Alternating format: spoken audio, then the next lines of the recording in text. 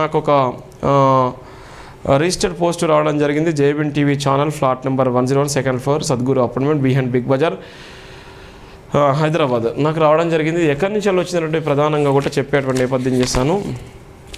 తూర్పుగోదావరి జిల్లా నుంచి వెళ్ళి నాకు ఈ రిజిస్ట్రేషన్ దీనికి సంబంధించినటువంటి రిజిస్టర్ పోస్ట్ కూడా పంపించడం జరిగింది.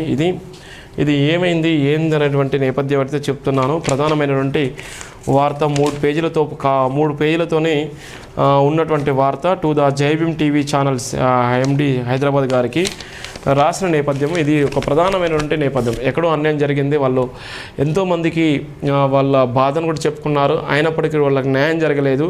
ప్రధానంగా ప్రశ్నించే గొంతుగా జేబీఎన్ టీవీ అన్నటువంటి నేపథ్యంలోనే ప్రధానంగా వాళ్ళు మనకు రిజిస్టర్డ్ పోస్ట్ ద్వారా మనకు స్పీడ్ పోస్ట్ ద్వారా మనకు పంపించడం జరిగింది. దీనికి సంబంధించిన ప్రధాన వార్త.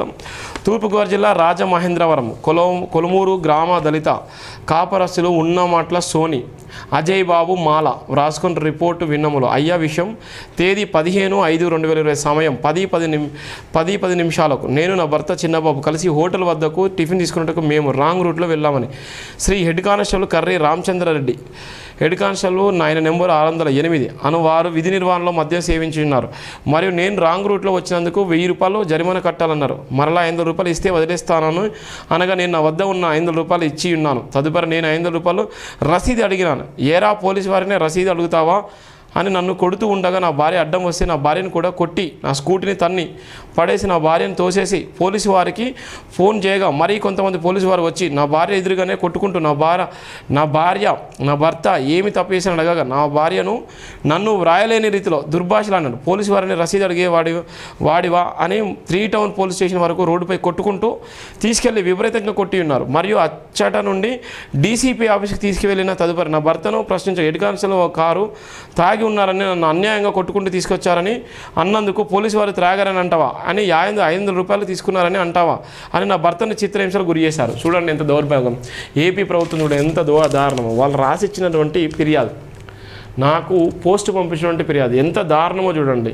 ఏపీ ప్రభుత్వం ఏం చేస్తుండో. మొన్న ఒక యువకులమైన అత్యంత దారుణంగా పోలీసులు పైచాచిక ఆనందం, ఒక పక్కన మహిళలను చంపేసేటువంటి దారుణమైన పరిస్థితి. అక్కడ ఉన్నటువంటి హోంశాఖ ఒక దళిత బిడ్డ ఏం చేస్తున్నారు? ఇలా ప్రభుత్వాలు మీకు పదవులు ఇచ్చిందంటే మీ కుటుంబాలకు రక్షణ కాదు, మీరు పుట్టినటువంటి జాతి కూడా రక్షణగా ఉండడం కోసమే ఆ పదవులు. ఎవడో చెప్పిన నేపథ్యంలో, ఎవడో చేసిన నేపథ్యంలో న్యాయాన్ని అన్యాయాన్ని ప్రశ్నించేటువంటి నేపథ్యంలో కనీసం తెలుసుకోకపోతే పాపహీనులుగా మిగిలిపోయేటువంటి దౌర్భాగ్యమైన పరిస్థితి ఉంటుంది. ఇది నాకు వాళ్ళు పంపించిన లేఖనే.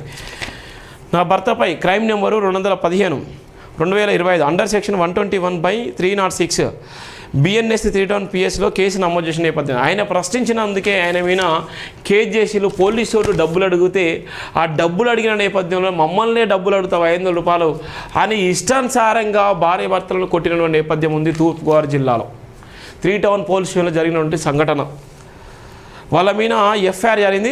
జ్యుడిషియల్ ఫస్ట్ క్లాస్ మెజిస్ట్రేట్ కోర్టులో హాజరుపరచగా ఫస్ట్ క్లాస్ జడ్జి గారు పోలీసు వారు కొట్టారని అడగగా కొట్టారని చేతులపై అరికలపై విపరీతంగా కొట్టారని తెలుపుతూ శ్రీ జడ్జి గారు మెడికల్ చేయమని ఆదేశించగా నా భర్తను ముందుగా డీసీపీ ఆఫీస్ తీసుకుని వెళ్ళగా అక్కడ కొట్టి ఫోన్ను ఆన్ చేసి వీడియో తీస్తూ పోలీసు వారు నన్ను కొట్టలేదని చెప్పమన్నారు. మా కుటుంబ సభ్యులు అలా కోర్టులో చెప్పమన్నారు. తదుపరి నా భర్తను హాస్పిటల్ తీసుకెళ్ళి మెడికల్ చెకప్ చేయించకుండా దెబ్బలు రాయించకుండా ఇంజక్షన్ చేయించి నా భర్తను జైల్లో పెట్టినారు. అంతవరకు నా భర్త వెనుకనే ఉన్నాను. పై ఉదాహరించిన హెడ్ కానిస్టేబుల్ వారు తప్పదాగి నా భర్త నన్ను కొట్టి వారి క్రిమినల్ చర్యలు తీసుకోవాల్సిందిగా నా భర్త దగ్గర తీసుకున్న 500 రూపాయలు అడిగినందుకు నా భర్తను నన్ను జైలు నుండి రానియకుండా డ్రగ్స్ కేసులు, గంజాయి కేసులు బనాయించి నీ జీవితాంతం జైల్లో ఉండేటట్టు చేస్తాం, మా పోలీసు వారితో పెట్టుకుంటే ఎలా ఉంటుందో చూపిస్తాను చెప్పి చెత్త నా కొడుకులు. చూడండి ఎంత దారుణమో. పోలీసులు అంటే కొమ్ములు ఉంటాయా మీకు? అవయ్య గుట్టలేదా మీరు? మీకన్నా పైనుంచి ఊడిపడ్డారా? పోలీసులు అంటే మీ ఇష్టానుసారం కేసులు పెడితే చుట్టాలు అయిపోతాయా? వాళ్ళకి ఒకసారి ఫోన్ కలుపు, డిఎస్పీకి డీసీపీకి ఫోన్ కలుపు, 10వ ఉదాహరించిన సిఐకి వాళ్ళకి ఫోన్ కలుపు. 10వ నుంచి హెడ్ కానిస్టేబుల్ కర్రీ రామచంద్రరెడ్డి అనేవారు అనేక పర్యాలు సస్పెండ్ అయినట్టుగా మాకు తెలిసింది. నా భర్తను కొట్టినప్పుడు పోలీసు వారు వీడియో తీశారు, కానీ ఆ వీడియో వైరల్ కానందున తెనాలి జరిగిన సంఘటన నాకు గుర్తుకొస్తున్నాయి. పాపం చాలా బాధ అనిపించింది. కావున పై ఉదాహరించిన హెడ్ కానిస్టేబుల్ మరియు సిబ్బందిపై చర్యలు తీసుకుంటూ under section 166 330 331 34 35 of 1860 of 2PC FIR article 311 మరియు PO యాక్ట్ ప్రకారం చర్యలు తీసుకుందిగా మా కుటుంబానికి భద్రత కల్పించాల్సిందిగా కోరుచున్నాం. నా భర్త జైలు నుండి వచ్చిన తదుపరి ప్రైవేట్ హాస్పిటల్ నందు వైద్యము చేయించుకున్నాను. ఈ జత కాపీతో ప్రకటనలు జతపరుచున్నాను. ఇట్లు తమ విధులు సోని ఉన్నవట్లో సోని అని పంపించారు. Copy to collector Rajamahendravaram, superintendent police Rajamahendravaram, honourable home minister Amaravati, director general of police Mangalagiri, deputy inspector of police range sub divisional police officer Rajamahendravaram, circle inspector of 3 town Rajamahendravaram, XMP Harsha Kumar, SC commission Vijayawada, JBM TV channel Hyderabad. వీళ్ళకి 10 మందికి పంపించడం జరిగింది. వీళ్ళందరికీ పంపించిళ్ళు ఈ copy to copy. ఎవరు సోనినా ఇవ్వండి. బాధితురాలతో కూడా మాట్లాడే ప్రయత్నం చేద్దాం. Hello hello sir. అమ్మ జేబీఎం అమ్మ, నమస్కారం అమ్మ. Good morning sir. అమ్మ గుడ్ మార్నింగ్ అమ్మ. సోనినా మాట్లాడేది? అవును సార్. అమ్మ ఏం జరిగింది? మీ పోస్ట్ మాకు వచ్చిందమ్మా. ఈ పోస్ట్ ఇప్పుడు లైవ్లో ఉండి చదువుతున్నాను. ఏం జరిగిందమ్మా? అసలు ఏమైంది? మేము 17వ తారీఖున మా అమ్మగారిది దిన కార్యక్రమం అని చెప్పి మేము 15వ తారీఖున కాయగూరలు కొనుక్కోవడానికి జాంపేట వెళ్తున్నాం సార్. కొంతమంది జాంపేట వెళ్తున్నామండి. ఓకే. జాంపేటకి వెళ్తుంటే కమ్మాల చెరువు దగ్గర ట్రాఫిక్ పోలీస్ అతను మేము మర్చిపోయి టిఫిన్ గానీ వెళ్తున్నాం సార్. డైలీ రూట్ కదా వెళ్తుంటే ఆయన రాంగ్ రూట్ లో వచ్చేవేంట్రా అన్నారు సార్. పెళ్లికి వెనక తిప్పేస్తున్నానంటే ఫైన్ కట్టరా అన్నదండి. ఫైన్ కట్టడానికి పెళ్లికి వచ్చేసాం సార్. తప్పు అయిపోయింది సార్ అంటే 1000 రూపాయలు కడతావా, బండి సీల్ చేయమంటావా అని అడిగారండి. మా దగ్గర 1000 రూపాయలు లేవు సార్, 500 ఉన్నాయి సార్ అని 500 కట్టాక రసీదు ఇవ్వండి సార్ అని అడిగేమి. ఏంట్రా పోలీసు ఉన్న రసీదు అడుగుతామని మా ఆయన చంప మీద కొట్టి నన్నుని మా చెల్లిగారు బాబు సంవత్సరం బాబు సార్ కలిపి చెస్ట్ మీద నన్ను ఇలా గుద్దని గెంటేదండి బండితో సహా. గెంటితే ఈయన మా ఆయన అదేంటి సార్ ఆడోళ్ళ మీద అలా తిరగబడుతున్నారు. మా ఆయన ఇలా గుద్దుకోవడం వల్ల ఆయనది ఫోన్ మాట్లాడేది ఉంటే అది ముక్కు మీద గీసుకుంటా గీసుకుంటే ఆయన అవతల సిఐకి వాళ్ళందరికీ ట్రాఫిక్ వాళ్ళందరూ ఫోన్ చేసి మా ఆయన్ని కొట్టుకుంటా 3 టౌన్ తీసుకెళ్లారు సార్.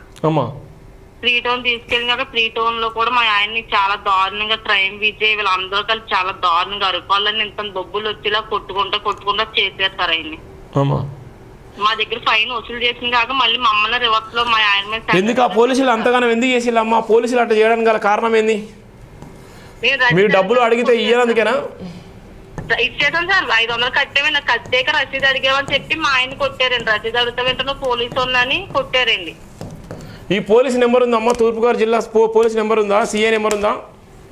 లేదు సార్, ఆ నెంబర్ గట్రా ఏమి ఇవ్వట్లేదు సార్ మాకు. మీరు అక్కడ వెళ్ళా డీసీపీ ఆఫీస్ కూడా వెళ్ళా డీసీపీ ఆఫీస్ పోయినప్పుడు వాళ్ళు ఏం చేసి అక్కడ deputy superintendent of police SP office పెట్టాం సార్ మీ కంప్లైంట్. ఫోన్ కలుపు, ఎస్పీ గారి ఫోన్ కలుపు. జరిగింది సార్, చెప్పండి సార్. ఒక్క నిమిషం అమ్మా. ఇప్పుడు మిమ్మల్ని కేసు ఉందా అయిపోయిందా? మీకు వీళ్ళందరూ పంపించారు కదా, వీళ్ళందరూ ఎవరు న్యాయం చేయలేదా? ఎవరు ఏం న్యాయం చేయలేదు సార్ మాకు. మా ఆయన రసీదు అడిగినందుకు మా ఆయన్ని కొట్టింది కాక మళ్ళీ కొట్టుకుంటూ 3 టౌన్ వాళ్ళ చేత కూడా కొట్టించేసారు ట్రాఫిక్ పోలీసు వాళ్ళు. విషయం మీ దగ్గర రాలేదు ఇంతవరకు? ఎస్పీకి కానీ అక్కడ డీసీపీ కానీ ఎవరికైనా తెలియదా? తెలుసు సార్, అందరికీ తెలుసు. మాకు ఎవరు ఏం న్యాయం చేయలేదు సార్. ఎందుకు? ఏమో సార్, ఏమైనా సరే మీరే పోలీసు అయ్యి ఇంకా మా ఆయన మీద ఇంకా లేనిపోని కేసులు పెడతానంటున్నారు సార్ వాళ్ళు. మీరు ఎక్కడికైనా వెళ్ళారంటే మేము మీ ఆయనకి లేనిపోని కేసు అయితే బయటికి రాకుండా చేస్తామని చెప్పని అడుగుతున్నారు సార్ వాళ్ళు. దానికోసం ఇంక ఇలా కాదు, ఇంకా మేము ఎక్కడ దాకా వెళ్తాం. ఇంక వెళ్ళాం మా ఆయన ఈ రోజు వరకు లేగలేదు. వాళ్ళు వేసి 10కి వెళ్ళారు సార్. అసలు అంత బాగోలేదండి ఆ పిల్లోడికి. ఒంటి మీద లాఠీ దెబ్బలు, అరికాళ్ళు ఏమో లాఠీలు, ఒంటి నిండా బెల్ట్ దెబ్బలు ఎక్కువ అయిపోయినాయి సార్ అబ్బాయికి. ఒక్క నిమిషం ఎస్పీతో మాట్లాడతాం. మీరు లైన్లో ఉండండి అమ్మా. ఎస్పీతో కూడా మాట్లాడుతున్నాను. తూర్పుగోదావరి జిల్లా రాజమహేంద్రవరమా? ఎస్పీ తూర్పుగోదావరి జిల్లానా? రాజమహేంద్రవరమే సార్. రాజమహేంద్రవరం. తూర్పుగోదావరి జిల్లానా ఇది? అవును సార్, తూర్పుగోదావరి జిల్లా సార్. ఇప్పుడు రాజమహేంద్రవరం కాదా తూర్పుగోదావరి జిల్లానని చెప్పాలా? తూర్పుగోదావరి జిల్లా సార్ మాది. ఓకే, తూర్పుగోదావరి జిల్లా ఎస్పీకి తెలుసా విషయం? తెలుసా? ఎస్పీ గారి దగ్గర మేము కంప్లైంట్ పెట్టాం సార్ తీసుకెళ్ళి. ఆయన న్యాయం చేస్తామన్నారు కానీ ఆయన ఇంకా ఏ రెస్పాన్సిబిలిటీ అవ్వలేదు సార్ మాకు. వీళ్ళందరికీ కాపీ 2 పంపించావు అమ్మ కలెక్టర్ గారికి, వాళ్ళందరూ పంపించాక ఎవరు కూడా ఏం రెస్పాండ్ కాలేదా? ఎవరేం రెస్పాన్సిబిలిటీ అవ్వలేదు సార్. మొత్తం అందరికీ కంప్లైంట్లు పెట్టాం కానీ ఇక్కడ చూడండి ఎట్లుందో అక్కడ ఉన్నటువంటి ప్రభుత్వం ఏ విధంగా చూడండి. ఒక బాధితురాలు ఆమె రాంగ్ రూట్లో పోయినందుకు, ఎమర్జెన్సీ రాంగ్ రూట్లో టిఫిన్ కోసం పోయినందుకు ఇష్టానుసారంగా అక్కడ ఉన్నటువంటి రెడ్డి సామాజిక వర్గానికి సంబంధించిన హెడ్ కానిస్టేబుల్ కొట్టి చిత్రహింసలకు గురి చేసి జైలుకు పంపించారు రాంగ్ రూట్లో పోయినందుకు. డబ్బులు అడిగినందుకు డబ్బులు ఇచ్చారు. డబ్బులు ఇచ్చిన తర్వాత అది మాకు రిసీట్ ఇవ్వండి సార్ అని అడిగినందుకు రిసీట్ మమ్మల్ని అడుగుతావా పోలీసులను అడిగితే అంత దమ్ముందా అని తన భార్య ముందే ఇష్టానుసారంగా కొట్టినటువంటి దౌర్భాగ్యమైన పరిస్థితి కూటమి ప్రభుత్వంలో ఉంది. ఈ తూర్పుగోదావరి జిల్లాలో జరిగినటువంటి సంఘటన. ఇంకా దానికి సంబంధించినటువంటి కాపీ ఎవిడెన్స్ ఉన్నది. చూడండి ఎంత ఘోరంగా ఉందో. మరి ప్రశ్నించకపోతే ఇబ్బంది అవుతుంది. నువ్వు ఉన్నటువంటి మాలా మాదిగ సంఘాలను కానీ లీడర్లను కానీ ఎవరిని కలవలేదమ్మా? ఎవరిని కలవలేదా సోనీ? హలో హలో సరే కలిసిందో నెంబర్ నెంబర్ దొరకలే పోలీసుల నెంబర్లు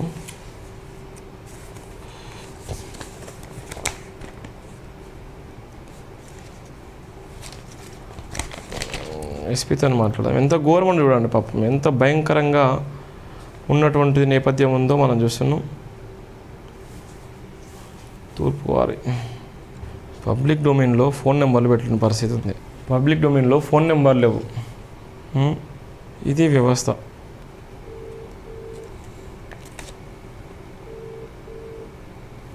ఫోన్ లిఫ్ట్ చేయట్లేదు అడ్మిన్ డీసీపీ.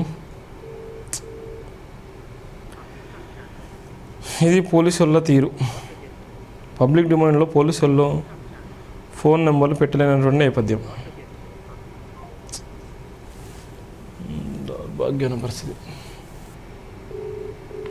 తూర్పుగోదావరి జిల్లాకు సంబంధించిన అధికారులు రాంగ్ రూట్లో పోయినందుకు పోలీసులకు చలాన్ కట్టినప్పటికీ కూడా కొట్టేసి జైలుకు పంపించినటువంటి దౌర్భాగ్యమైన పరిస్థితి. కూటమి ప్రభుత్వం తూర్పుగోదావరి జిల్లాలో ఒక చిన్న పాపను వేసుకున్నటువంటి యంగ్ దంపతులను అక్కడ కలెక్టర్ కూడా ఫోన్ లిఫ్ట్ చేయట్లేదు. కలెక్టర్ ఫోన్ లిఫ్ట్ చేయట్లేదు, ఎస్పీ ఫోన్ లిఫ్ట్ చేయట్లేదు, ఎవరు కూడా ఫోన్ లిఫ్ట్ చేయట్లేదు. పోలీస్ వాళ్ళ నెంబర్స్ ఏం ప్రభుత్వం ఆయన కనీసం ఫోన్ నెంబర్ కూడా బరాబర్ పెట్టుకోలేదు. ఇది వాళ్ళకి సంబంధించిన నేపథ్యము. కనీసం పోలీస్ శాఖకు సంబంధించిన ఫోన్ నెంబర్లు కూడా లేనే లేవు. ఒకటి కలిసింది ఒకటి కలవట్లేదు. మేము ముందే చేశాను చాలా వరకు పాపం న్యాయం చేద్దామని. తప్పకుండా న్యాయం కోసం నిలబడతాము. ఇది పేపర్లో కూడా వార్త రాసి కూడా నాకు అండగా నిలబడతాను. ఇది జైభీమ్ దినపత్రికలో ఉన్నటువంటి ప్రధానమైన వార్తలు. జైభీమ్ దినపత్రికతో పాటు వివిధ దినపత్రికలో ఉన్న ప్రధాన వార్తలు కూడా చెప్పే నేపథ్యం చేస్తాను. ఆమెకు అందరికీ న్యాయం చేయాలని అందరికీ రిజిస్టర్డ్ పోస్ట్ ద్వారా అందరికీ పంపించింది, కానీ న్యాయం జరగలేదు. ప్రశ్నించినందుకు మాత్రమే జైలుకు పంపించిలో అనేకమైనటువంటి సెక్షన్లు పెట్టి ఇది అక్కడ ఉన్నటువంటి కూటమి ప్రభుత్వము ఎంత దారుణంగా ఉందో. అండర్ సెక్షన్ 166, 330, 331 3 సెక్షన్ల కింద జైలుకు పంపించడం అనేది జరిగింది. ఇది ప్రధానమైనటువంటి నేపథ్యం. థ్యాంక్ యూ సో మచ్ జై భీమ్. ప్రతి ఒక్కరు కూడా జై భీమ్ ఛానల్ సబ్స్క్రైబ్ చేసుకోండి, షేర్ చేయండి, విలువైన కామెంట్ చేయండి. Thank you. జై భీమ్.